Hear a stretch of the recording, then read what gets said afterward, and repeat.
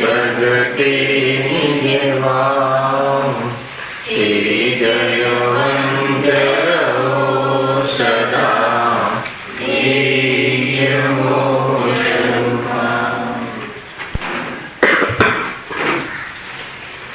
आ श्री मोक्ष मार्ग प्रकाशक ग्रंथ से बीजा अधिकार पर आपणे स्वाध्याय चाले छे।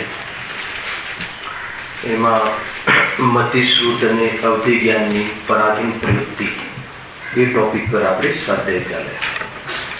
अहींया मूळ वात एम कहेवी छे कि आत्मानो स्वभाव तो संपूर्ण पदार्थोने कोई पण इंद्रिय अर्थात बाह्य पदार्थनी सहाय वगर जाणवानुं सामर्थ्य धरावे छे, परंतु पोताना स्वभावने न ओळखवाना कारणे पोताना स्वभावनुं सद्धान अनादिकालथी न कर्युं होवाने कारणे ए ज्ञानावरणी आदि कर्मना उदयमां जे ज्ञाननी प्रवृत्ति थाय छे ए घणी पराधीन छे, महापराधीन छे।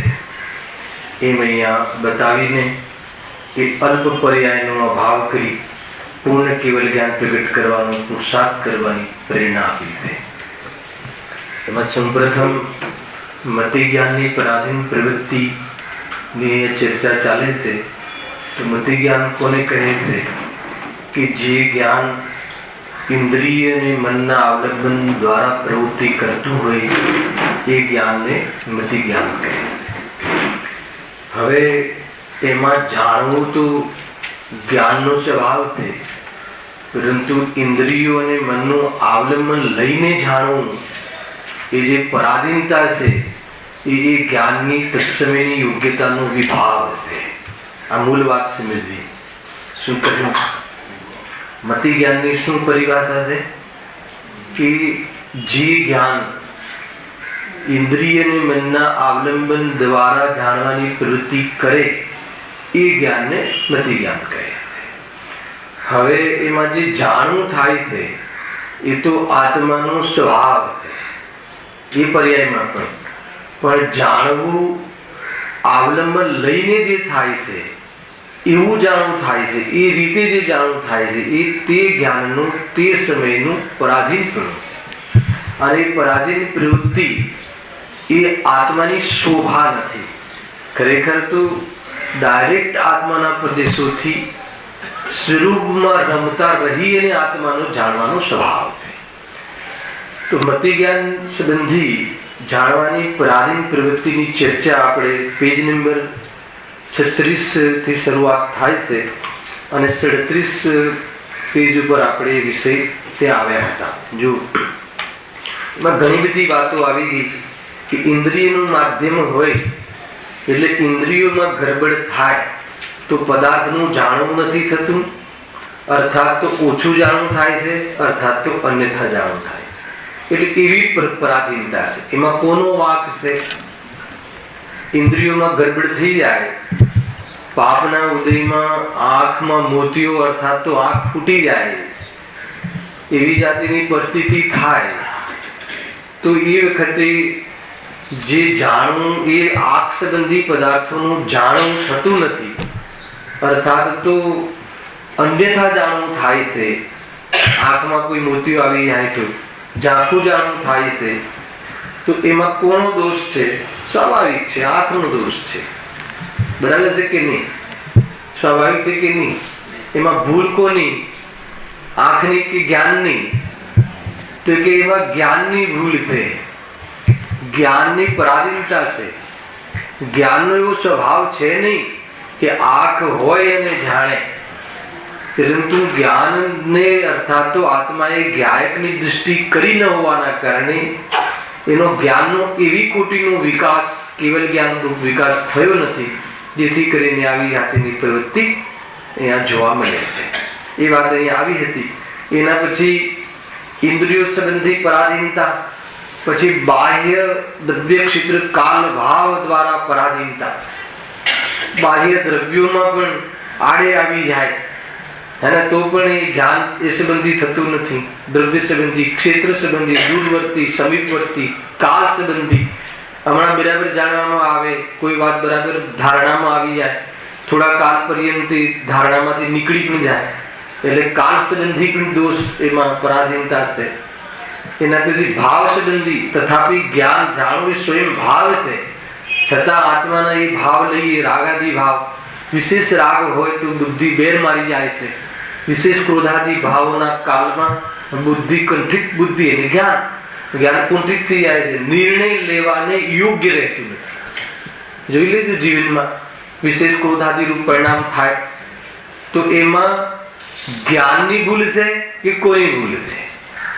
ખ્યાલ આવે કે નહીં? એમાં પોતાના સ્વભાવ તરફ ન જોઈ, આત્મજ્ઞાન ન કર્યું, એ જ ભૂલ છે. મૂળ તો ભૂલ એ જ છે.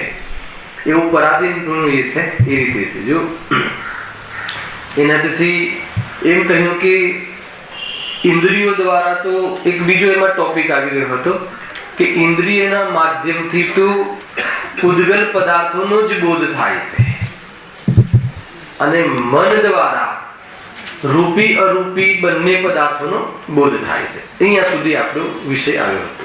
જો ક્યાં છે અહીંયા? વળી પેજ નંબર 37 ની ત્રીજી લીટી. વળી મન વડે પોતાને જાણવા યોગ્ય કિંચિત માત્ર ત્રિકાલ સંબંધી દૂરવા સમીક્ષિત્રવર્તી રૂપી અરૂપી દ્રવ્યવા પર્યાયને અત્યંત અસ્પષ્ટ જાણે, અસ્પષ્ટ કરી નાખે. બરાબર? એટલે અહીંયા સુધી વિષય આપણે ચાલ્યો હતો. એમાં આપણે બે વાત કરી હતી. એનું પોઝિટિવ સાઈડ પણ જોઈ હતી કે આપણી પાસે જેટલું મનનું ગાઢ છે, અર્થાત તો વિચાર શક્તિ રૂપ જે જ્ઞાન છે, એ જ્ઞાન અગર જ્ઞાયકમાં સમર્પિત થઈ જાય તો આજે થોડું કિંચિત માત્ર ત્રિકાલ જાણવું, અને એ પણ થોડા રૂપી અરૂપી પદાર્થો અને થોડીક પર્યાય સંબંધી જાણવું, અને એ પણ અસ્પષ્ટ જાણવું.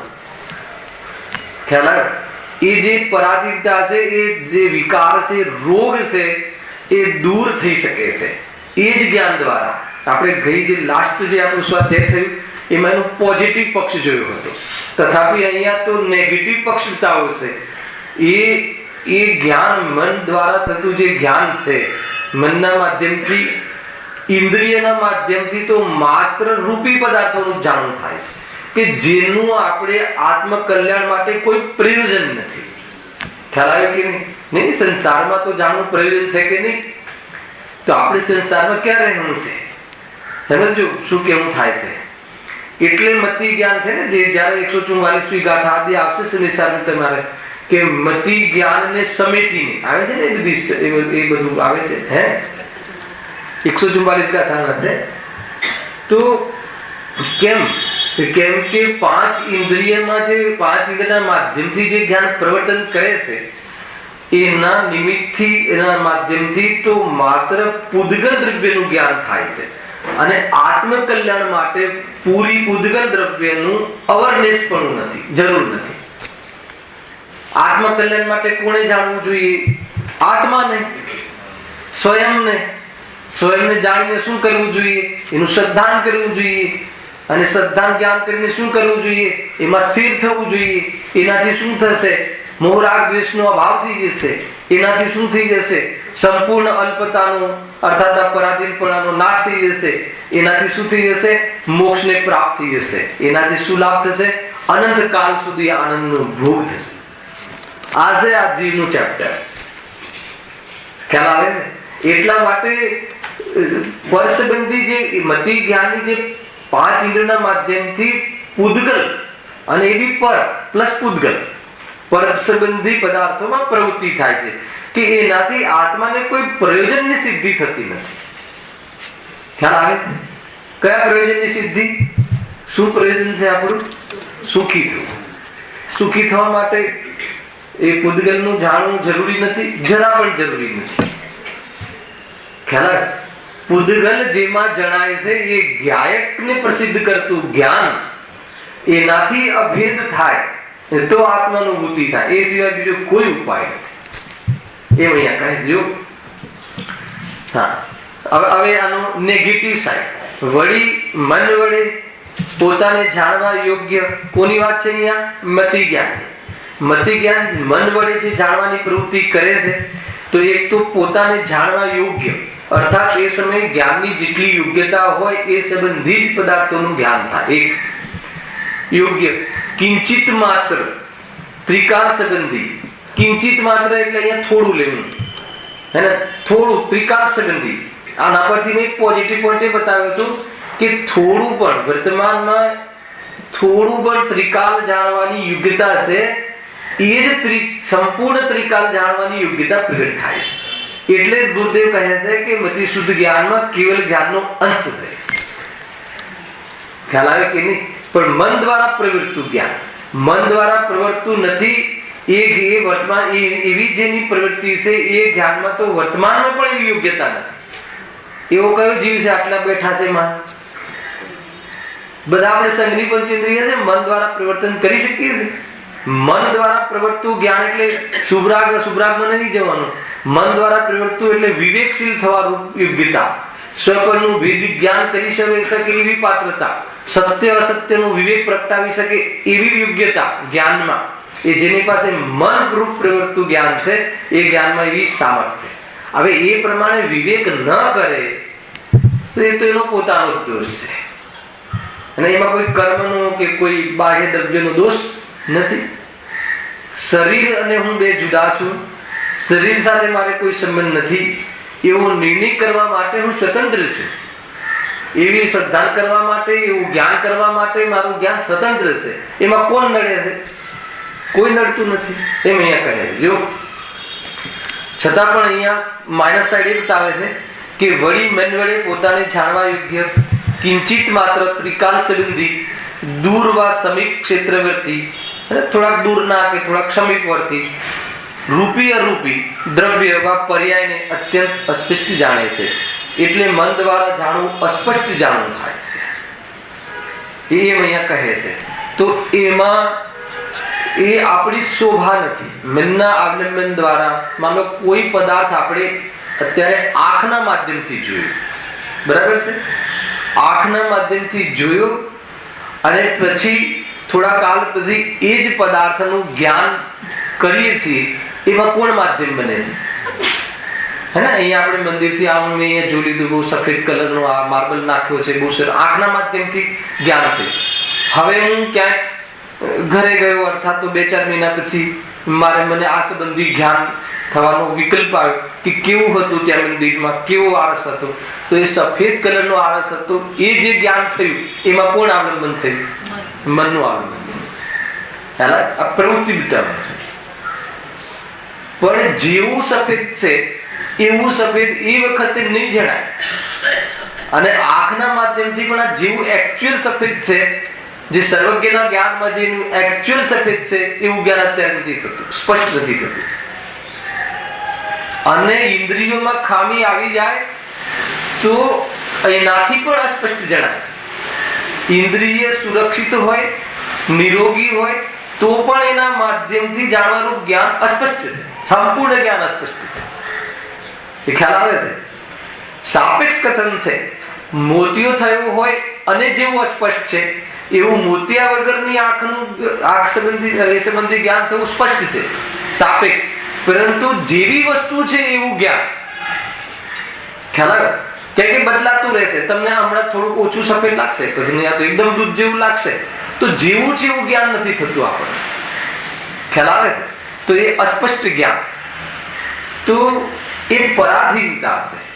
આનંદ લઈને જાણવું એ પરાધીનતા છે. અહીંયા એમ કહે છે, જો આગળ હવે, તે પણ ઇન્દ્રિયો વડે જેનું જ્ઞાન થયું હોય વા અનુમાનાદિક જેનું કર્યું હોય તેને જ જાણી શકે છે. કેટલી પરાધીનતા છે? માન લો કે જ્યાં જ્યાં ધુવાડો હોય ત્યાં ત્યાં અગ્નિ હોય, પણ પહેલા એ જ્યાં ધુવાડો હોય ત્યાં અગ્નિ હોય પહેલા જાણેલું હોવું જોઈએ. સમજમાં આવે છે કે નહીં? પોતે અગ્નિ હોય ત્યાં, જ્યાં આધુવાળો હોય ત્યાં અગ્નિ જોયેલી હોવી જોઈએ. અર્થાત તો અગ્નિ હોય ત્યાં ધુવાડો હોય ત્યાં અગ્નિ હોય એવું સાંભળેલું હોવું જોઈએ. એટલે પહેલા કોઈના માધ્યમથી સાંભળેલું હોવું જોઈએ, ત્યારે ધુવાડો દેખાય અને પછી મન દ્વારા અહીંયા અગ્નિ છે એવો મન દ્વારા વિચાર જ્ઞાન દ્વારા અગ્નિનો નિર્ણય થઈ શકે. તો એટલી તો શું પરાધીનતા હે ને. આત્માનું જ્ઞાન કરવું હોય તો અત્યારે આપણી પાસે શું મૂડી છે? મતિ જ્ઞાન શુદ્ધ જ્ઞાનની મૂડી છે ને. તો આગમ આશ્રિત પહેલા આત્માનું સ્વરૂપ જાણેલું હોવું જોઈએ. અને સમ્યક દર્શનમાં તો એવી જાતિની કન્ડિશન છે કે પહેલા દેશના સાંભળેલી હોવી જોઈએ પૂર્વમાં, અર્થાત તો વર્તમાનમાં કોઈ દેશના હોવી જોઈએ. વર્તમાનમાં ના હોય તો કમસે કમ પૂર્વમાં એને સાંભળેલી હોવી જોઈએ. અને એ સાંભળેલી હોવી જોઈએ ત્યારે વર્તમાનમાં કોઈ કહે, અર્થાત કોઈ એવું નિશાન દેખાય તો એ જ્ઞાન પ્રત્યભી જ્ઞાન દ્વારા જોડાણ થાય અને હા એક દ્રવ્ય બીજા દ્રવ્યનું કરતું નથી એવો અહેસાસ થાય. અને પછી સ્વસંવેદન રૂપ એટલો આપણી પાસે પોઝિટિવ છે, સ્વસંવેદન જ્ઞાન આપણી પાસે છે, એવું વેદન કરી શકીએ. આજ હું છું એવી જાતિની પ્રતીતિ પૂર્વક જ્ઞાન એનો સ્વાદ લઈ શકે એવી જાતિનો આપણી પાસે હાલ જ્ઞાનની ક્વોલિટી છે. છતાં પણ સ્વસંવેદન પૂર્વક સ્વાનુભવ થઈ ગયા પછી પણ આત્માના અસંખ્યાત પ્રદેશી આત્મા, અનંત ગુણાત્મક આત્મા એવું અનુમાન દ્વારા જ્ઞાન થાય છે, પરંતુ પ્રદેશ પ્રત્યક્ષ જ્ઞાન મતિ શુદ્ધ જ્ઞાનમાં થતું નથી. ચાહે ગમે એટલો જ્ઞાની હોય, ધર્માત્મા હોય, 12મા ગુણસ્થાન સુધી પહોંચી ગયો હોય, રાજ હોય હે ને, પૂર્ણ વિતરાગ થઈ ગયો હોય 12મા ગુણસ્થાને, તો પણ એની જ્ઞાનની એટલી પરાધીનતા છે કે આત્માના પ્રદેશો નો બોધ અનુમાન દ્વારા થાય છે. આત્માનું અનુમાન સ્વસંવેદન પ્રત્યક્ષ, આત્મા અનંત ગુણાત્મક છે એ અનુમાન જ્ઞાન દ્વારા કેટલી પરાધીનતા છે. અને કેવલી ભગવાનને તો પ્રદેશ પ્રત્યક્ષ જ્ઞાન છે, કેવલ જ્ઞાન તો એ રીતે જો શું કહે છે અહીંયા કે તે પણ એટલે મતિ જ્ઞાન પણ જે જાણવું થાય છે મન દ્વારા જાણવું તો થાય છે, અરૂપી આત્માનું પણ જાણવું થાય છે, પણ ઇન્દ્રિયો વડે જેનું જ્ઞાન થયું હોય વા અનુમાને આદિક જેનું કર્યું હોય તેને જ જાણી શકે. એના વગર શ્રુતિ જ્ઞાન કહે, જાતિ સ્મૃતિ જ્ઞાન હે ને. કેવલ જ્ઞાન તો ઉત્પન્ન ન થઈ હોય એવી પર્યાયને પણ જાણે. વર્તમાનવત, ભવિષ્ય રૂપ વર્તમાનવત, ભવિષ્યનું ભવિષ્ય રૂપ પણ વર્તમાનવત, વર્તમાનનો પ્રત્યક્ષ જાણે કેવલ જ્ઞાન. પણ મતિ જ્ઞાન તો જાતિ સ્મરણ જ્ઞાન શું પહેલા એમને જાણ્યું હોય એ સ્મરણમાં આવી જવું, પર્યાયની વિશેષ વિશુદ્ધિ થઈ જાય, પરિણામમાં વિશેષ વિશુદ્ધિ આવી જાય તો પૂર્વમાં જોયેલું હોય જાણેલું હોય એનું જ્ઞાન થઈ જવું. જે બેન્સ્ટને હતું ને જાતિ સ્મરણ જ્ઞાન, એ જાતિ સ્મરણ જ્ઞાન પર્યાયની વર્તમાનમાં વિશુદ્ધિ હોવી જોઈએ એ પ્રકારની. અને એવી વિશુદ્ધિ હોય અને પૂર્વનું જોયેલું અને સાંભળેલું હોય એનું જ્ઞાન સ્મરણમાં આવી જાય છે, એ છે જાતિ સ્મરણ જ્ઞાન. તર્ક જ્ઞાન, સ્મૃતિ જ્ઞાન, એ બધા મતિ જ્ઞાનના ભેદ છે ને, એ બધા જ્ઞાનની વાત છે. જો માનો કે કાલે રવિવાર છે હે ને, ગઈકાલે શનિવાર હતો, એ પહેલા જાણેલું હતું એટલે કાલે રવિવાર છે એવું અનુમાન કરી શકીએ. એ ભલે ભવિષ્યનું થાય છે, થોડુંક ત્રિકાલ થાય છે, પણ જાણેલું હોવું જોઈએ. આપણે બાળકને સમજાવીએ કે જો આ શરીર છે ને, આ શરીર હવે ઘરડું થઈ જશે, હવે ધીરે ધીરે જવાન થશે, પછી એ જરા શું જર્જરિત થઈ જશે અને પછી એ માટીરૂપ થઈ જશે. તો એની બધી ભવિષ્યની પર્યાય આપણે કહી અને એને વર્તમાનમાં એને સાંભળી એને પછી એ જયારે કોઈને કહેશે અથવા ફરી જાણવું હશે તો અનુમાન દ્વારા કે મને કોઈ વડીલે સમજાવ્યું હતું અને એમને કહ્યું હતું કે ભવિષ્યમાં આમ થવાનું છે, તો એવું પહેલા સાંભળેલું હોય તો જ્ઞાન થાય, નહીં તો જ્ઞાન નથી થતું. ખ્યાલ આવે? થોડું પણ ત્રિકાલ એ રીતનું જ્ઞાન થાય. એ રીતે આપણે આપણા દીકરાને બતાવીએ કે ફોટો બતાવીએ કે જો તારા મારા પિતા અને એમના પિતા અને એમના પિતા આ હતા, તો એને પહેલા કોઈ બતાવ્યું હોય તો પછી થોડા કાળ પછી એને જાણવું હોય તો જાણેલું હોય એ જ પદાર્થોનું જ્ઞાન થઈ શકે. મન દ્વારા બી છે ભૂતકાળનું. હવે એના દીકરાને બતાવે કે જો આ મારા પિતાના, તો પણ એને કઈ રીતે બતાવ્યું કે એના પિતા દ્વારા સ્વયં પહેલા જાણ્યું હતું. એ ભૂતકાળનું જ્ઞાન એ જ બતાવી શકે છે કે જાણી શકે. તો સર્વગી ભગવાનને આવી પરાધીનતા નથી. ખ્યાલ આવે કે નહીં? માનો કે હાલ આપણને કોઈએ કાંઈ બતાવ્યું નથી, સમજજો, કોઈએ કાંઈ બતાવ્યું નથી ભૂતકાળનું કે ભવિષ્યકાળનું. હવે આપણે આત્માનો અનુભવ કરી અને સ્વરૂપમાં સ્થિર થઈને કેવલ જ્ઞાન પ્રગટ થઈ ગયું. અને એ મુનિરાજ અમેરિકા પહેલા ગ્રસ્ત દશામાં ગયા જ નહોતા, શ્રીલંકા ગયા જ નહોતા, માની લો, તો પણ કેવલ જ્ઞાન થઈ ગયું. તો હવે શ્રીલંકામાં શું છે, પહેલા શું હતું, પછી શું થશે એ જણાઈ જાય છે. એમાં કોઈ આધીન પણ કે એમાં કોઈ પહેલાનું સ્મરણ જ્ઞાન કે એમાં કોઈ જાતિનું અવલંબન લેવું પડતું નથી. એવો સ્વભાવ કોનો છે? મારા જ્ઞાનની એક સમયની પર્યાયનો આવો સ્વભાવ છે. તમે સમજો શું કેવું થાય છે. અને આવી અનંતી પર્યાયો જે પીને બેઠું છે એ ગાયક, એ સ્વયં છે. એવો જયારે પોતાના ગાયકનો મહિમા આવી જાય, કેવલ જ્ઞાનનો નહીં, કે આવી કેવલ જ્ઞાન જેવી અનંતી શક્તિઓનો પિંડ જે ઊંચો એવો મહિમા આવી જાય, તો વર્તમાન પર્યાય બહારમાં ભટકતી બંધ થઈ જાય અને કેવલ જ્ઞાન પ્રગટ થવાનો અવસર આવી જાય. શું સ્વરૂપ છે આત્માનું? ખ્યાલ આવે કે કેવલ જ્ઞાન કહો કે મોક્ષ કહો, એક જ વાત છે. વિતરાગી કહો, નિર્ભારપણું કહો, જાણવા જવા માટે પણ ઉપયોગમાં કોઈ પ્રયત્ન ન કરવો પડે. અત્યારે આપણે સ્વાધ્યાય કરવું, આત્માના બારામાં જાણવામાં કેટલો પ્રયત્ન કરવો પડે છે. ઉપયોગને પલટાવવું પડે છે, ઉપયોગને બીજેથી હટાવવું પડે છે. બધી ઈચ્છાઓનો, બહારની ઈચ્છાઓનો ત્યાગ કરવો પડે છે. અહીંયાની ઈચ્છા થવી થાય છે. ઈચ્છા હોય, ઉપયોગ અહીંયા ટકે. કેટલી બધી વસ્તુઓનું મેચિંગ થાય. અને એની સાથે સાથે પાછો પુણ્યની ઉદયની એવી અનુકૂળતા હોવી, પરિણામ બનવા અને જ્ઞાનની ક્લેરિટી હોવી, માઇક બરાબર હોવું, વક્તાનું નિરૂપણ બરાબર હોવું, અને તમારી જે ઈચ્છા હોય એ વિષય આવે અને ન પણ આવે. કેટલી બધી પરાધીનતા એક વસ્તુને જાણવામાં વિચાર તો કરો. તો એવો સ્વભાવ નથી આપણો. મૂળ સ્વભાવ એવો નથી. પણ વર્તમાનમાં જે મતિ જ્ઞાન જે અલ્પ ઉગાડે છે એમાં આટલી બધી પરાધીનતા. કદાચ એ વિષય તમારા કહેવા પ્રમાણે તમે કહ્યું ભરતભાઈ કે આ જ વિષય લેજો ભાઈ, મેં એ જ વિષય લીધો, સાંભળજો બરાબર. અને એ પોઈન્ટ આવ્યો એટલામાં તમારો મનનું આલંબન હે ને, એ જ્ઞાન ઉપયોગ બીજે વેપાર કરવા લાગ્યો, એ વિષય જતો રહ્યો.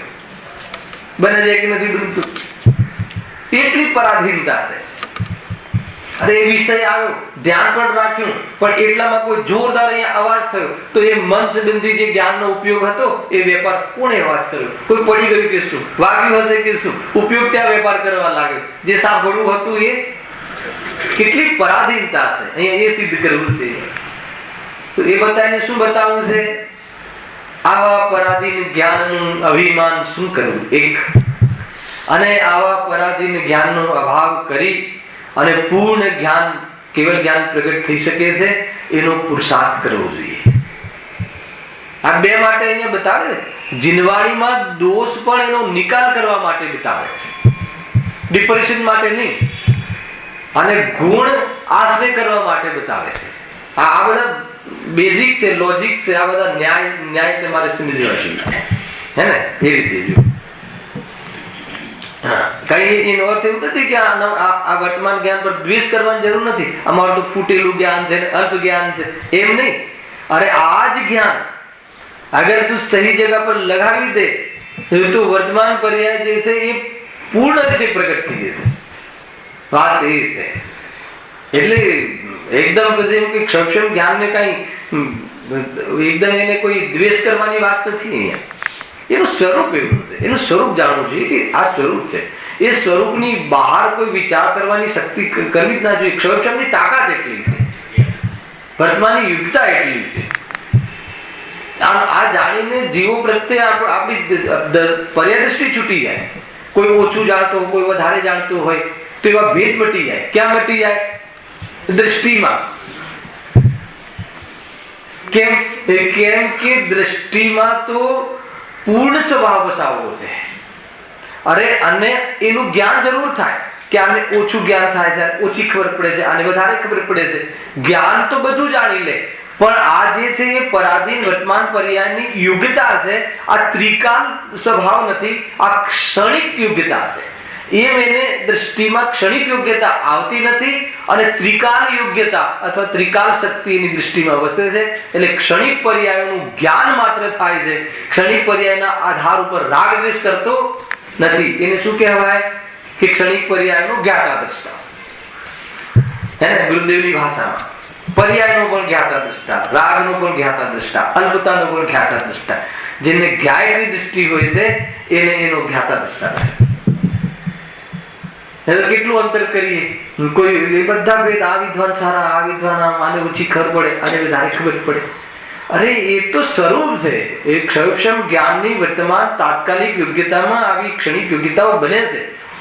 ત્રિકાળ સ્વરૂપ નથી. આ ખ્યાલ આવે છે? તો એ સમજવા માટેની જ્ઞાન, અને એ જ્ઞાન આપણું અત્યારનું વર્તમાન જ્ઞાન એટલું સમજી શકે એવું છે. એમ અહીંયા કહેવું છે. જબરદસ્ત વાત છે. જો હા, હવે આગળ મતિ જ્ઞાનની ચર્ચા ચાલે છે. કદાચિત પોતાની કલ્પના વડે અસતને જાણે. ગજબ છે. આમાં શું કહેવું છે? અસતને પણ જાણે. કલ્પના જ્ઞાન, આ કયા જ્ઞાનની વાત છે? મન દ્વારા. મન જેટલું તમારું જો જ્ઞાન એકેન્દ્રિયથી લઈને સંગની પંચેન્દ્રિય સુધી તમામ જીવોને મતિશુદ્ધ જ્ઞાન છે. પણ મતિશુદ્ધ જ્ઞાનમાં પણ ભેદ બહુ પડે છે. એના વિકાસના લેવલ અલગ અલગ હોય છે. એક ઇન્દ્રિયને જ્ઞાન કેટલું થાય, બે ઇન્દ્રિયને જ્ઞાન કેટલું થાય, એક ઇન્દ્રિયને જ્ઞાન સ્પર્શન ઇન્દ્રિય સંબંધી વિષયનું જ થાય. એ રીતે સંગની પંચેન્દ્રિય જીવને કેટલું જ્ઞાન થાય અને એમાં બી મનના અવલંબનથી કેટલું જ્ઞાન થાય એની વાત છે. તો મનના અવલંબનથી કેટલું જ્ઞાન થાય એની ચર્ચા. જો એમાં કદાચિત પોતાની કલ્પના વડે અસતને પણ જાણે. અસતને જાણ એટલે શું? જે વસ્તુ નથી એની પણ મન દ્વારા કલ્પના કરીને જ્ઞાન કરી શકે. હે, અરે સપનામાં પોતાનું મરણ થઈ ગયું એવું જ્ઞાન કરી શકે છે. અને ધારણામાં મારું મરણ થઈ ગયું એવું જ્ઞાનમાં, એવું મને જ્ઞાન થયું એવું જ્ઞાન રહે છે. અને એનું મરણ તો થયું હોતું નથી. અને બીજા કોઈનું બી મરણ સપનામાં આવી જાય કે નહીં, ભાઈ આજે આપણે જોવા ગયા હતા, એની તબિયત જોવા ગયા હતા અને પછી સપનામાં એમ આવે કે ભાઈ તું ઉપડી ગયા. કે જે અત્યારે પર્યાય એવી પર્યાય થઈ નથી એવું જ્ઞાન કરી લે. ખ્યાલ? તો એ અસતનું જ્ઞાન છે. તો એ અસતનું જે જ્ઞાન છે, અને સવારે ઉઠીને પછી એમ થાય કે આપણને તો આવું જ્ઞાન થયું હતું. હવે ફોન કરીને પૂછે તબિયત સારી છે કે નહીં, શું કન્ફર્મ કરે છે કે નહીં? તો છે પણ એ નથી એવું જ્ઞાન થાય છે. વર્તમાનની પર્યાયમાં એ જીવે છે પણ જતા રહ્યા એવું જ્ઞાન થાય છે. અસતનું જ્ઞાન, મન દ્વારા અસતનું જ્ઞાન થાય છે. કલ્પનામાં કલ્પના બી એક જ્ઞાનની પર્યાય છે. ખ્યાલ આવે? આપણે એમ કહીએ કે ભાઈ અરે જે થઈ ગયું હોય ને એમાં પણ આપણે કલ્પના કરીએ છીએ. ગુરુદેવ ન મળ્યા હોત તો, હે, કુલકુંદ દેવ વિદેશ ક્ષેત્ર ન ગયા હોત તો, કેવલ જ્ઞાનમાં તો નથી હોતું. ખ્યાલ આવે કે નહીં? અરે આ તો આપણને ખબર છે કે મળ્યા છે ને, તો પણ મળ્યા ન હોત તો શું થાત એવી કલ્પના કરીને જ્ઞાન કરીએ છીએ કે નહીં. તથાપી એ મહિમા માટે કરીએ છીએ, એ અલગ કન્સેપ્ટ છે. છતાં આ પકડમાં લઈએ કે આપણે ન મળે પણ મળ્યા છે ને, મળી જ ગયા છે ને, મળ્યા હતા ને, હે ને, પણ મળ્યા ન હોત તો આપણી શું દશા થાત એમ કરીને આપણે એ કલ્પના કરી શકીએ. ભવિષ્ય સંબંધી સર્વજ્ઞ ભગવાને ડિક્લેર કર્યું કે શું થવાનું છે? કઈ નગરી સળગવાની છે? દ્વારકા નગરી દીપાયન મુનિના ક્રોધના નિમિત્તથી એને સળગવાની છે. આટલા 12 વર્ષ પછી. હવે કોઈને વિકલ્પ આવે કે દીપાયન મુનિને ક્રોધ નહીં આવે તો એ અસત કલ્પના થાય બધી. અરે એને 12 વર્ષે આ મુનિને ક્રોધના નિમિત્તમાં આમ થવાનું છે, એ ફિક્સ છે. એના જ્ઞાનમાં, કેવલ જ્ઞાનમાં એવું શાયદની વાત નથી. હે ને, કદાચ થશે કે નહીં થશે એવું નહીં. જેમ કે આપણે ઘરેથી નીકળીએ, રિક્ષા મળશે કે નહીં મળે, કેવલ જ્ઞાનમાં મળશે કે નહીં મળે નહીં, નથી જ મળવાની તો નથી મળવા સંબંધી જ્ઞાન. જેટલું બી આપણે માની લો કે એક પ્લોટ લીધો, એક પ્લોટ ઉપર બિલ્ડિંગ હાલ તો છે નહીં, ખ્યાલ, અને બિલ્ડિંગની કલ્પના કરીએ છીએ તો એ અસતની કલ્પના છે. ખ્યાલ, હાલ છે, હાલ સતરૂપ નથી, અસતની કલ્પના છે. તો મન જ્ઞાન દ્વારા અસતની પણ કલ્પના કરી શકાય છે. એ રીતે છે. જો આગળ તે પણ ઇન્દ્રિયો વડે જેનું જ્ઞાન થયું હોય, કદાચિત પોતાની કલ્પના વડે અસતને જાણે, એમ કહ્યું. જેમ સ્વપ્નમાં વા જાગૃતિમાં પણ જે કદાચિત ક્યાંય પણ ન હોય એવા આકારાદિક ચિંતવે છે, જેવા નથી તેવા માને છે. આ એનો ગુણ બતાવ્યો કે દોષ બતાવ્યો? ખ્યાલ આવ્યો કે નહીં? કેવલ જ્ઞાનમાં એવી કલ્પિત જ્ઞાન નથી. શું થશે, શું નહીં થાય, જશું તો મળશે, ત્યાં કેવલ જ્ઞાનમાં તો તું જઈશ નહીં ભાઈ, નથી મેળવાના, એ બધું સ્પષ્ટ જ્ઞાન થાય છે. ત્યાં કોઈ અસતની વાત નથી. સંપૂર્ણ સત જેવી વસ્તુ છે એવી, જે અત્યારે મતલબ જેનો નાશ થઈ ગયો છે એ પર્યાયોનો, જેને પ્રગટ નથી થઈ એવી પર્યાયોનો, સર્વ પદાર્થોનો ત્રિકાલ વૃત્તિ સ્પષ્ટ પ્રત્યક્ષ જ્ઞાન થાય છે. આપણો સ્વભાવ એવો છે, પણ વર્તમાનમાં જે આપણું મતિ જ્ઞાન અને એમાં મન દ્વારા જે થતું જ્ઞાન છે, એમાં અસત જ્ઞાન, અસત પદાર્થો સંબંધી જ્ઞાન થાય છે. એમાં બે વાત લખી જુઓ અહીંયા. એક તો સ્વપ્નમાં, સ્વપ્નની આપણે વાત જોઈ લીધી. હવે જાગૃતિમાં પણ જે કદાચિત, હવે જાગૃતિમાં જાગતા પણ હે ને, બતાવું તમને એમાં કઈ રીતે અસત. માનો કે કાર્ટૂન જે આપણે દોરીએ છે, માનો કે એકવાર નરસિંહનો ફોટો મેં જોયેલો, તો એનું જે મોઢું છે ને એ વાઘનું બનાવી દીધું અને બાકીનું આખું શરીર એમનું જે મનુષ્યનું. તો એ વ્યક્તિ એવા હતા એ વખતે. તો પણ કલ્પના કરીને કે આવું મોઢું હોય તો એ વ્યક્તિ કેવો લાગે, તો આપણે કાર્ટૂન બનાવીએ છીએ કે નથી બનાવતા? તો કે જાગતા પણ અસત કલ્પના, અસત નું ધ્યાન છે. હા, જેમ સ્વપ્નમાં જાગૃતિમાં પણ જે કદાચિત ક્યાંય પણ ન હોય એવા આકારાદી ચિંતવે, જેવા નથી તેવા માને છે, એ પ્રમાણે મન વડે જાણવું થાય છે. અહીંયા સુધી વાત કહી દીધી કે જે મતિ જ્ઞાન જે ઇન્દ્રિયો અને મન દ્વારા જાણવું થાય છે, એમાં પરાધીનપણું છે. અને એ પરાધીનપણું જે છે એમાં એ જ્ઞાનની જ અશુદ્ધ ઉપાદાનગત યોગ્યતા છે. એમાં કોઈ ઇન્દ્રિયોની કે બાહ્ય પદાર્થોના પર દોષ આપવા જેવું નથી. જો એ પરાધીનતા ટાળવી હોય તો એ જ જ્ઞાનમાં, વર્તમાનમાં એટલું મન દ્વારા પ્રવર્તતું જ્ઞાનમાં એટલું સામર્થ્ય છે કે એ જ્ઞાનમાં જ્ઞાયકની પ્રસિદ્ધિ થાય છે એમ અનુભવ કરી અને ઉપયોગ અને મહિમામાં જ્ઞાયક રહે અને ઉપયોગ ત્યાં સ્થિર થઈ જાય, તો આ પરાધીનપણે જાણવાની જે પ્રવૃત્તિ છે એનો અભાવ થઈ અને સ્વાધીન પ્રત્યક્ષ કેવલ જ્ઞાન પ્રગટ થઈ જાય છે. સ્વરૂપ આ રીતે છે. ખ્યાલ આવે? ઘણા ઉદાહરણો આગળ થઈ ગયા. આપણને એવું લાગે છે કે કથન એ રીતે, વ્યવહારના કથન એ રીતે, બુઢાપો આવે તો આપણને શું લાગે ભરતભાઈ? ઓછું સંભળાય, ઓછું દેખાય, ઓછું ફીલ થાય, અને ચામડી પણ વૃક્ષ થઈ ગઈ હોય તો ઠંડા ગરમનું પણ ઓછું બોધ થાય, ઓછી સેન્સ રહે, ઓછું જ્ઞાન થાય. તો એ ઓછું થયું, જે જ્ઞાન ઓછું થઈ ગયું, એ ઇન્દ્રિયો ઓછી થઈ એની ઓરથી આપણે કથન કરીએ છીએ. બોલ્યા શું આપણે? બુઢાપો આવી ગયો. બુઢાપો આવ્યું એટલે શું? ઇન્દ્રિયો શિથિલ થઈ ગઈ, ઇન્દ્રિયો જર્જરિત થઈ ગઈ અને એના નિમિત્તમાં થતું જ્ઞાન પણ ડલ થઈ ગયું, ડાઉન થઈ ગયું. તો બતાવો કે બુઢાપાના કારણે ડલ થઈ ગયું, અર્થાત બુઢાપાના કારણે એ ઓછી સેન્સ, ઓછું જાણવું થઈ ગયું, અન્યથા જાણવું થઈ ગયું, અર્થાત ન જાણવું થઈ ગયું. એ કોના કારણે થયું? તો કે મતિ જ્ઞાન, વર્તમાનમાં ઉઘાડરૂપ જે જ્ઞાન છે, જ્ઞાનાવળી કર્મના ક્ષમના ઉદયમાં થતું જે ઉપલબ્ધ થતું જ્ઞાન છે, એ જ્ઞાન પરાધીન છે. એ જ્ઞાનની પરાધીનતા છે, એ જ્ઞાનનો દોષ છે. એમાં એ જ્ઞાનનો વાંક છે. હવે જ્ઞાનનો વાંક છે કે આત્માનો વાંક છે? કે જ્ઞાયકનો વાંક છે કે શુદ્ધાત્માનો વાંક છે? શુદ્ધાત્માને ન ઓળખ્યો એ કોનો વાંક છે? ખ્યાલ આવે આ બધું પરાધીનપણું કેમ છે?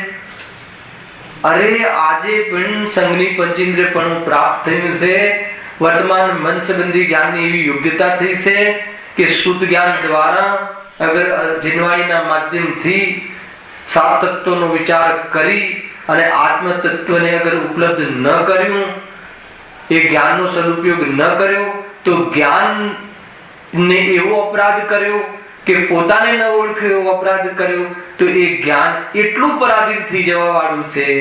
કેટલું પરાધીન થઈ જશે? એટલું પ્રગટ રહેશે, અક્ષરના અનંત ભાગરૂપે એટલું પ્રગટ થશે કે જેથી એ લક્ષણ અજ્ઞાનીઓના જ્ઞાનમાં તો અજ્ઞાનીઓને તો અર્થાત તો સ્થૂલ જ્ઞાનમાં તો પકડમાં જ નહીં આવે, કે જેથી કોઈ જીવ માનવા તૈયાર નહીં થઈ જાય. ખેર, કોઈ આપણને જીવ માને કે ન માને એનાથી આપણને ફરક પડતો નથી એક, પરંતુ હું જીવ છું અને રાગાદી દુઃખરૂપ છે એનો અભાવ કરી શકાય એવી રીતની બુદ્ધિનો વિકાસ નહીં રહે. એટલે ક્યાં સુધી? એકેન્દ્રિયથી લઈને અસંગની પંચેન્દ્રિય સુધી એવી જાતિના જ્ઞાનનો વિકાસનો અવસર નહીં મળે.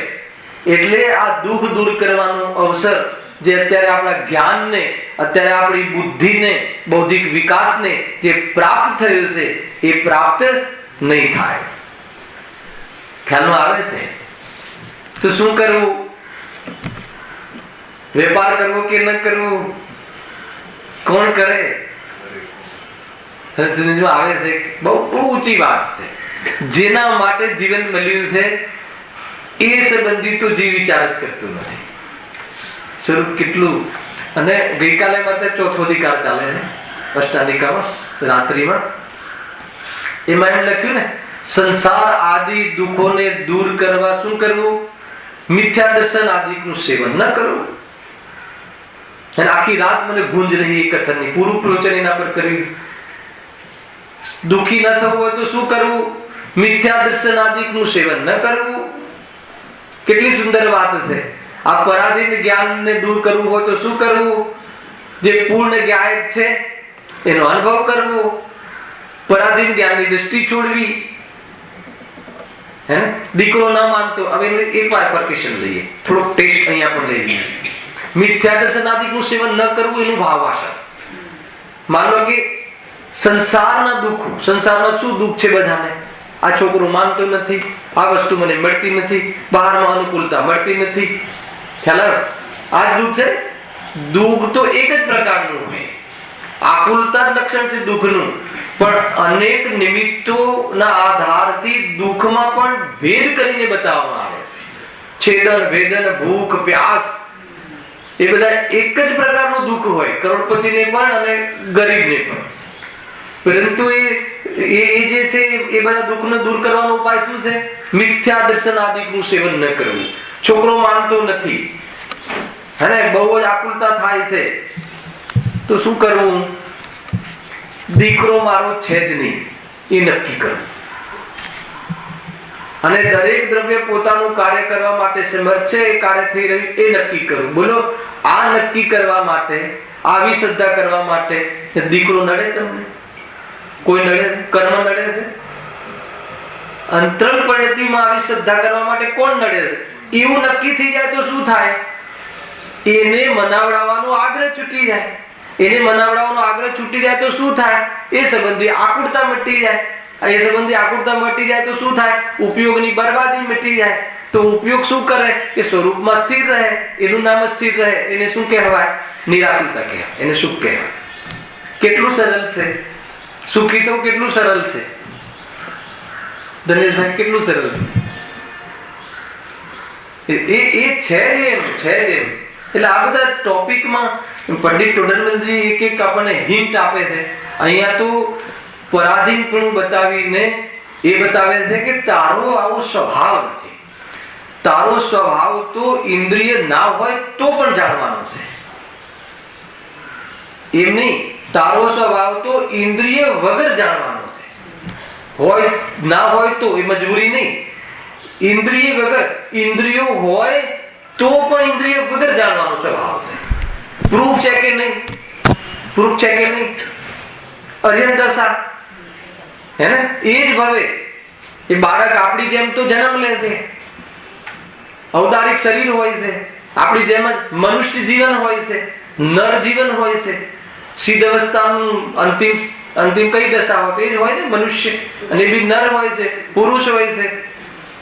આપણી જેમ રાજપાટ બધું જેવી ખાવા પીવાનું બધું જ કામ થતું હોય છે. થતું હોય છે કે નહીં? ઠીક છે, કોઈને ઊંચું તીર્થંકરનું પુણ્ય હોય તો દેવો વ્યવસ્થા કરે તો કરે, પણ દરેક તીર્થંકર, દરેક અર્યન પરમાત્મા તીર્થંકર થોડી હોય છે. સામાન્ય અર્યન પણ તો હોય છે ને. અને એ બી એ સામાન્ય અર્યન કે તીર્થંકર અર્યન, કોણ પવિત્ર બંનેમાં? બંને સમાન. એ તો આપણે સ્વાર્થી છીએ. આપણને તીર્થંકર પ્રકૃતિનો જેને બંધ થયો હોય એની થોડી પુણ્યની જે સામગ્રીમાં દિવ્ય ધ્વનિ છે ને, એ આપણને થોડીક નિમિત્ત તરીકે કામ આવે છે. એટલે નમો રેંતાણમાં તીર્થંકર દેવને વિશેષ યાદ કરીએ. ખ્યાલ આવે કે નહીં? જગત સ્વાર્થી છે એમ છે. સ્વરૂપામ છે. ભાગવત ભાગનો પહેલો પાઠ છે. તો બધા આપણી વચ્ચે એ જ બધું એ જ કરતા હોય, ધામ ધમાલ બધું. અરે બની શકે તીર્થંકરનો જીવ તો સમ્યક દર્શનને લઈને આવે, પણ એવા કેટલાય જીવો ચતુર્થ કાલમાં પણ મિથ્યા દર્શન સહિત આવે. આપણે જે કરીએ છીએ એવી ભૂલો કરે, અને એ જીવ આપણી વચ્ચેથી સમ્યક દર્શન આત્માનું દર્શન કરી મુનિ દશા લઈ, હેને, આંખથી જણાતું નથી એવું નક્કી કરી અને આંખથી જાણવાનો અવસરનો અભાવ કરી દેશે. એ જ ભવે પાંચ ઇન્દ્રિયોથી જાણવાનો, ડાયરેક્ટ આત્માના પ્રદેશોથી જાણવાનો, અને સંપૂર્ણ નિર્ભાર સ્વરૂપમાં રમીને રસ લેતા લેતા આત્માના આનંદને વિક્ષેપ કર્યા વગર. ખ્યાલ આવે કે નહીં? આ મતિ જ્ઞાન તો કેવું છે? પર પદાર્થ સંબંધી જાણવું હોય તો ઉપયોગની સ્થિરતાનો ભંગ કરવો પડે, ત્યારે તો એ સંબંધી જ્ઞાનની પ્રવૃત્તિ થાય. ખ્યાલ આવે છે કે નહીં? કુનકુનાચાર્ય દેવને પ્રવચન સાર વાંચવું હોય તો શું છોડવું પડે ખબર છે તમને? બતાવો.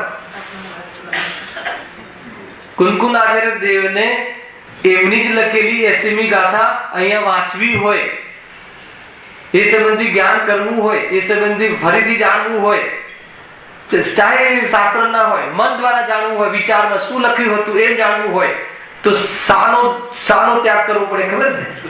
શુદ્ધો ઉપયોગ આવે. એવું તો આ જ્ઞાનની પ્રાધીનતા છે.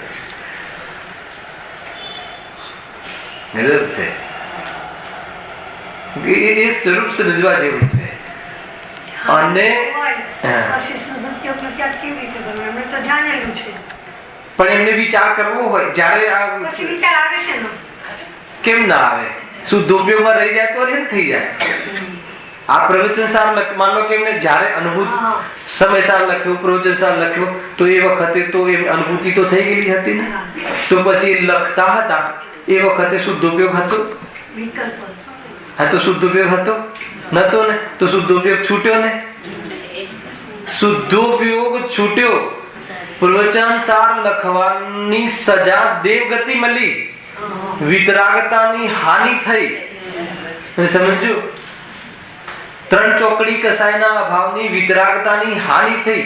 1 ચોકડી કસાયની વિતરાગતાથી અત્યારે દેવગતિમાં એટલી અલ્પ વિતરાગતા સહિત રહે છે, છતાં પણ દ્રવ્ય દૃષ્ટિ હોવાના કારણે, ભરોસો હોવાના કારણે કે પૂર્ણ વિતરાગતા મારી પર્યાયમાં પ્રગટ થવાની જ છે, એટલે પર્યાયમાં જે પણ કાંઈ છે એનું જ્ઞાન કરીને આનંદ કરી રહ્યા છે. એ વાત જુદી છે, પણ પરિણામમાં જેટલી વિતરાગતા હતી એની તો હાનિ થઈ ને.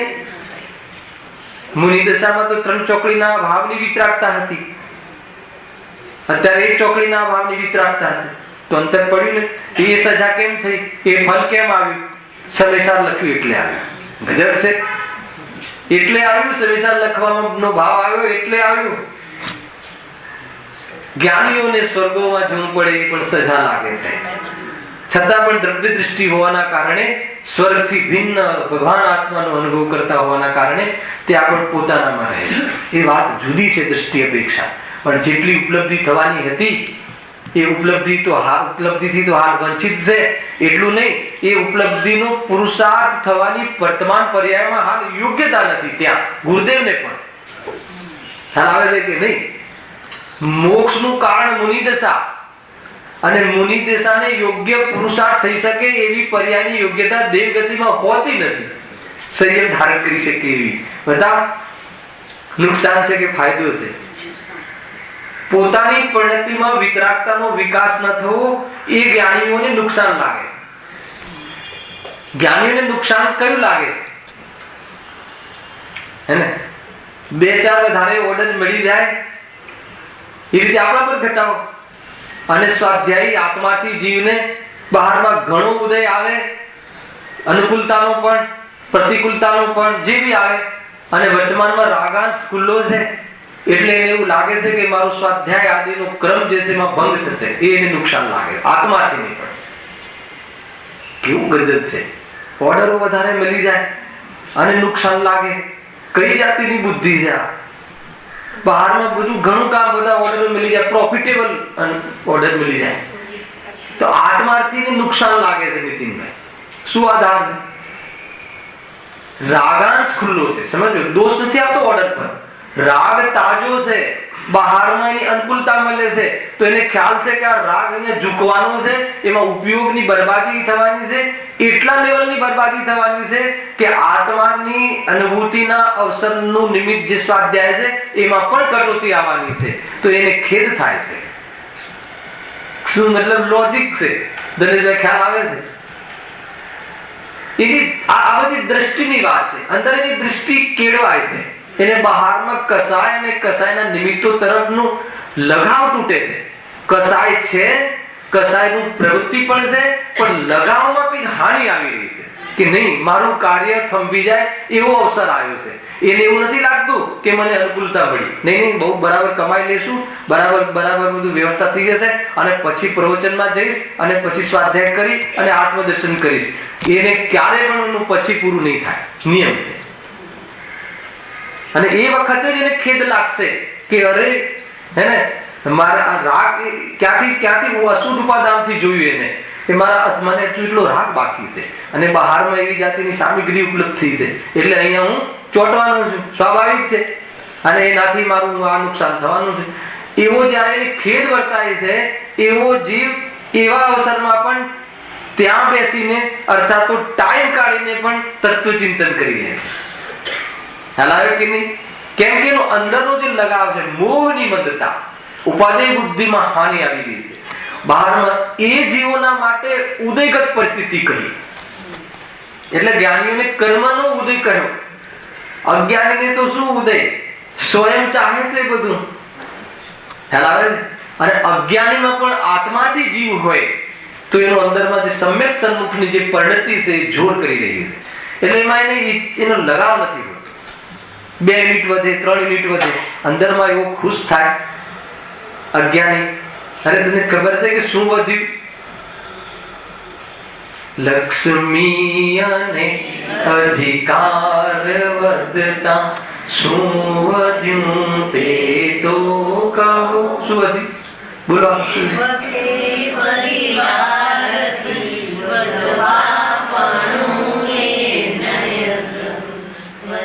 વધવાપણું સંસારનું નરદેહને હારી જવો.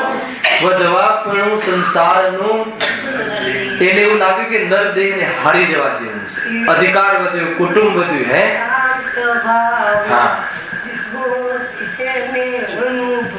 બરાબર છે, બહુ સરસ. કે એને શું નરદેહને હારી ગયું. નરદેહ ખ્યાલ આવે છે? નરદેહ શાના માટે મળ્યો છે સુનિલભાઈ? મુનિ અવસ્થા માટે મળ્યો છે. સમ્યક દર્શન પૂર્વક સંપૂર્ણ રાગનો અભાવ કરવાના પુરુષાર્થ માટે મળ્યું છે. નરદેહના રહેતા આત્માની પર્યાયગત યોગ્યતા એવી છે કે આ પુરુષાર્થ કરી શકે. સમજો, વાત જબરદસ્ત છે.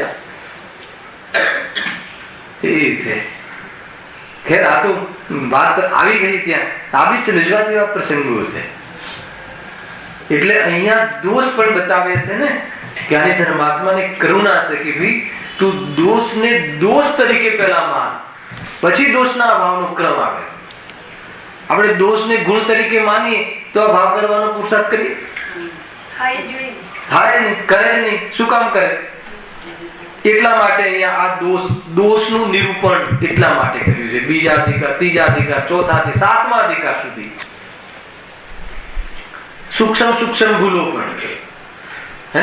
કાલ કહ્યું હતું પ્રવચનમાં સાતમો અધિકાર, માન લો કે ઔષધિ પણ સાચી, જીતુભાઈ, વૈદ્ય પણ સાચા, ઔષધિ પણ સાચી, લઈ પણ રહ્યો છે, છતાં રોગથી મુક્ત થતો નથી. જો ગુરુ પણ સાચા, ગુરુદેવ મળ્યા એટલે ગુરુ સાચા, દેવશાસ્ત્ર ગુરુ સાચા મળ્યા એ પણ સાચા. પછી એમને જે ઔષધિ બતાવી સ્વપર વેદ વિજ્ઞાન દ્રવ્યાન યોગની ઔષધિ પણ સાચી, અને આપણે લઈ પણ રહ્યા છીએ પણ રોગ દૂર થતો નથી. કેમ કે એના પ્રયોગમાં, એના સેવનમાં કઈ ભૂલ છે. સેવનની વિધિ, લેવાની વિધિ જમ્યા પછી લેવાની હોય, જમ્યા પહેલા લઈ લઈએ. ખ્યાલ આવ્યો? ઉપાધિ બુદ્ધિ છોડવાના પહેલા પુણ્ય ભાવ છોડી દીધો. પુણ્યમાં ઉપાધિ બુદ્ધિ છોડવાના પહેલા પુણ્ય પરિણામ, કેમ કે પુણ્ય તો હે છે, પુણ્ય કરવા જેવું નથી. એટલે પુણ્યના પરિણામ પર ચોકડી મારીને પાપમાં ઘૂસી ગયો. સ્વચ્છંદતામાં શું થયું આખિરકાર? અરે વિતરાગતાની સાથે પુણ્ય હોય, જ્ઞાની ધર્માત્માને, વિતરાગીઓને પણ, અલ્પવિતરાગીઓને પણ, તો પુણ્યની રુચિ કરી બેઠો એટલે દવાના સેવનમાં ભૂલ કરી. સમજ્યું? તો સાતમો અધિકાર ઉભો થઈ ગયો આખો. ઉભ્યાવાસી, એ ત્રણ પ્રકારના રોગ, નિશ્ચયાવાસી, ઉભ્યાવાસી, વ્યવહારાવાસી. ગજબ છે મોક્ષમાં પ્રકાશક. ખ્યાલ આવે? થોડોક વિષય આપણો હટ્યો પણ વિકલ્પ આવ્યો, બતાવ્યું તમને આમાં શું છે. વિષય તો એક જ છે, શુદ્ધાત્મા. ચાહે સાતમો અધિકાર નિમિત્ત બને કે ચાહે ચોથો કે ચાહે ત્રીજો કે બીજો. જો અહીંયા અહીંયા સુધી શું એ પ્રમાણે મન વડે જાણવું થાય છે. એ ઇન્દ્રિયો તથા મન દ્વારા જે જ્ઞાન થાય છે તેનું નામ મતિ જ્ઞાન. આ આપણે વ્યાખ્યા પહેલા લીધી, અને એમાં વિપરાધીન પ્રવૃત્તિ જોઈ, અને આ પરાધીન પ્રવૃત્તિનો દોષ સ્વયંનો છે. વાંક આંખોનો નહીં કાઢવો. અરે આંખ ફૂટી ગઈ તો આંખ સુધારવા કરતા આંખ મળે જ નહીં અને ડાયરેક્ટ આત્માના પ્રદેશોથી જ્ઞાન થાય પુરુષાર્થ એ વખતે કરવા જેવો છે. આંખથી શાસ્ત્ર ન વંચાય એવો અવસર આવે એ વખતે પણ હે ને મન જ્ઞાન દ્વારા જ્ઞાયક શું છે નક્કી કરી અને જીવ સ્થિર રહી, અને ક્યારે પણ આ તૂટી જાય, ફૂટી જાય, બગડી જાય એવા ઇન્સ્ટ્રુમેન્ટની જરૂર ના પડે એવી જાતિની અનુભૂતિ કરતા એવી જાતિની અવસ્થા પ્રગટ થઈ શકે. કઈ અવસ્થા? સિદ્ધ અવસ્થા. બહારમાં કોઈ ઇન્સ્ટ્રુમેન્ટની જરૂર ના પડે. એટલે એના પહેલા દ્રષ્ટિ ક્લિયર હોવી જોઈએ કે મારે આની જરૂર જ નથી. મારે આત્મક્ષામાં જરૂર નથી. આત્મ કલ્યાણ અથવા આત્માના સુખ માટે આંખોની શું જરૂર છે? બતા. આત્માના સુખ માટે પાંચ ઇન્દ્રિયોની શું જરૂર છે? ના ના, થોડું શાસ્ત્ર સાંભળવું પડે, આ છે તે. તું સાંભળ્યું ને? શું સાંભળ્યું? કાનથી સંભળાતું નથી, જ્ઞાનથી સંભળાય છે, એ સાંભળ્યું. આજે તો આખી ગાથા એની હતી. પૂદગલ અને ચેતન બે એક છે જ નહીં. ચેતનમાં કયો શબ્દ હતો? બહુ સરસ શબ્દ હતો, અનુપયોગપણું. જળનું લક્ષણ અનુપયોગપણું અને જ્ઞાનનું લક્ષણ ઉપયોગપણું. બે લક્ષણ જ જુદા છે. અનુપયોગપણું એટલે અચેતનપણું. તો એ બંને એક કેવી રીતે થઈ જાય? જેવી રીતે મીઠું પાણી થઈ જાય અને સમુદ્રનું પાણી મીઠું થઈ જાય, પ્રવાહપણું મીઠું થઈ જાય, એવું ચેતનનું પૂદગલપણું અને પૂદગલનું ચેતનપણું થતું નથી. એટલે તું પ્રસન્ન રહે. કેમ પ્રસન્ન રહે? એટલા માટે પ્રસન્ન રહે કે સડ્યું ગળ્યું ફૂટેલું તૂટેલું શરીર એ પૂદગલ, પૂદગલમાં પૂદગલ છે, તું નથી. તારું કાંઈ બગડ્યું નથી, કેમ કે બંને એક થયા નથી. તું પ્રસન્ન રહે. નજર છે એ જ વાત અહીંયા આવી. આખી ગાથા હતી આજના પ્રવચન, ગુરુદેવના પ્રવચન 26મી ગાથા હતી કદાચ. એક લીટી પણ સાંભળવા મળે તો પી જવા જેવી છે કે એમાં શું કહેવું છે જ્ઞાનીઓનું. તો એ રીતે કહે છે. જો હવે આગળ એ ઇન્દ્રિયો તથા મન દ્વારા જે જ્ઞાન થાય છે તેનું નામ મતિ જ્ઞાન છે. આ મતિ જ્ઞાનની પરાધીનતા. હવે થોડું બાયફર્કેશન છે. ત્યાં પૃથ્વી, જળ, અગ્નિ, પવન અને વનસ્પતિ રૂપ એકેન્દ્રિયોને સ્પર્શનું જ જ્ઞાન, હજુ પરાધીનતા બતાવે છે, હે ને? એકેન્દ્રિય જીવ એને કયું હોય? જે એકેન્દ્રિય હોય એને સ્પર્શન જ હોય. અને એ કયા જીવો છે? જીવોના નામ આપ્યા છે. પૃથ્વી કાય, અગ્નિ કાય, વાયુ કાય, એ જીવો કયા જીવો છે? એકેન્દ્રિય. આ બધા સ્થાવર જે જીવો છે એ બધા, વનસ્પતિ કાય, એ બધા જીવો છે એકેન્દ્રિય. એમને એકેન્દ્રિય છે. એકેન્દ્રિય પર કયું જ્ઞાન છે? મતિ જ્ઞાન. પણ એમને સ્પર્શન ઇન્દ્રિય સંબંધી અસ્પષ્ટ જ્ઞાન થાય છે. બાકીના પદાર્થો સંબંધી તો એ પૂતગલના બાકીના ગુણોનું તો જ્ઞાન જ નથી થતું, રસનું ને તો જ્ઞાન જ નથી થતું. એવી પરાધીનતા છે એકેન્દ્રિયને. હવે બે ઇન્દ્રિય લઈ લો. બે ઇન્દ્રિયમાં પેલા કયા જીવો એ નામ આપ્યા છે? ઈયળ, શંખ આદિ બે ઇન્દ્રિય જીવ. આ જીવોની કયા જીવો? એ પણ બે ઇન્દ્રિય હોય એટલે કઈ બે ઇન્દ્રિય હોય? સ્પર્શ અને રસ. તો સ્પર્શ અને રસ હોય એનો શું અર્થ?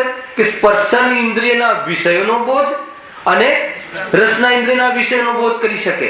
બાકીના ઇન્દ્રિય સંબંધી વિષયનો બોધ થઈ શકતો નથી. એ પરાધીનતા છે.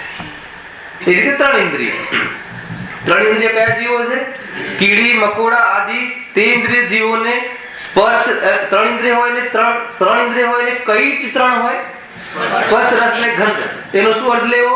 કે સ્પર્શ, રસ, ગંધ સંબંધી તો જ્ઞાન થઈ શકે છે. એ બી પૂતગલનું જ, કે સ્પર્શ, રસ, ગંધ પૂતગલના ગુણો છે. આત્માની તો ત્યાં વાત જ નથી. સમજી લીધું? અને એમાં પણ પૂરું ન થઈ શકે. સ્પર્શ, રસ, ગંધ, વર્ણ અને શબ્દનું જ્ઞાન એને થઈ શકતું નથી. એ શું થયું? એની પરાધીનતા. કેમ? કેમ કે ત્રણ ઇન્દ્રિય છે એટલે. પેલા આવી નહીં. કેમ કે જ્ઞાનનો દોષ છે. કેમ દોષ રહ્યો? કેમ કે એને જ્ઞાયકને ન જોયો. અહીંયા સુધી લઈ લેવું દરેક કથનમાં. તો આપણે એવી ભૂલ ન કરવી એ માટે કહે.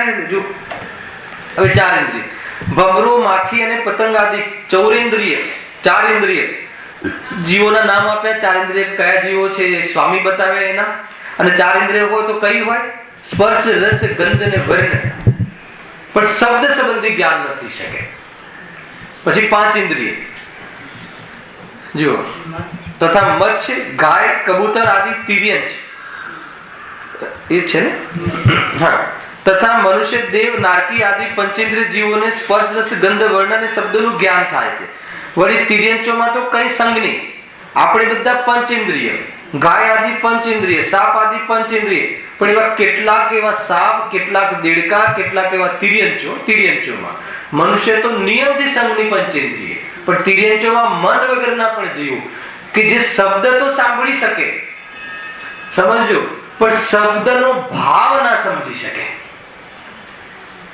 પંચેન્દ્રિય કાન આવી ગયો, પણ મન ન હોવાના કારણે એ શબ્દ કમલ, એમાં ધ્વનિ તો સંભળાય, પણ કમલમાં આ કમલ છે એવી જાતિનું બુદ્ધિ, એવી જાતિનો વિકાસ જ્ઞાનમાં નથી. એટલે એ પણ કોઈ કાર્યકારી નથી. ત્યાં સુધી તો એ નથી તો આપણે બચી ગયા છે. પણ એ બી પરાધીન જ્ઞાન છે. જો હા, વળી તિર્યંચોમાં કોઈ સંગી છે, કોઈ અસંગી છે. તેમાં સંગીઓને તો મનજનિત જ્ઞાન હોય છે, પણ અસંગીઓને નહીં. આનો અર્થ ખબર પડે છે કે જેને મન રૂપી, મનના ડેવલપમેન્ટ જેટલું જ્ઞાન નથી, એને તો આત્માની પ્રાપ્તિનો અવસર જ નથી. અને આત્માની પ્રાપ્તિનો અવસર સંગની મન પંચેન્દ્રિય આપણને છે, પણ એ અવસરને ઉપયોગ કરતા નથી. એ તો કીડા મકોડા કરતા બી ગયા છે. સમજ આવે છે શું કેવું થાય છે? અવસર હોય, ભોજન હોય, થાળીમાં ભૂખ લાગી હોય અને ભોજન ન કરે, જેની પાસે ભોજન જ નથી એ તો સમજમાં પણ આવે છે. પણ જેની પાસે ભોજન છે પણ ભોજન ન કરે, પ્રમાદના કારણે, એ પણ પ્રમાદના કારણે, કોઈ વિશેષ રાગના કારણે ભોજન આદિ ન કરે, એ તો એની જ ભૂલ છે, લોકોની ભૂલ છે. એ રીતે તથા મનુષ્ય, દેવ અને નારકી જીવો સંગનિત છે, તે સર્વ મનજનિત જ્ઞાન હોય છે. એ પ્રમાણે મતિ જ્ઞાનની પ્રવૃત્તિ જાણવી. અહીંયા મતિ જ્ઞાનની પ્રવૃત્તિ કોના દ્વારા થાય છે? તો ઇન્દ્રિયો અને મન દ્વારા. અને એ પરાધીન પ્રવૃત્તિ છે. એ કરવી, જાણવું એ સ્વભાવ છે. અવલંબન લઈને જાણવું એ જ જ્ઞાનમાં, એ જ પર્યાયમાં, એ જ વખતે વિભાવ છે. સમય એક પણ અંશભેદ ગણા, પર્યાય એક પણ અંશભેદ ગણા. જાણવું એ આત્માનો સ્વભાવ, શુદ્ધ સ્વભાવ, એના લક્ષણથી અગર લક્ષ કરી લે તો આ પરાધીનપણું નાશ થઈ જાય છે. પણ એ સ્વભાવની ન જાણે અને પરાધીનમાં બાહ્ય ઉપચાર કરે, જૂઠા ઉપાય કરે. હે ને?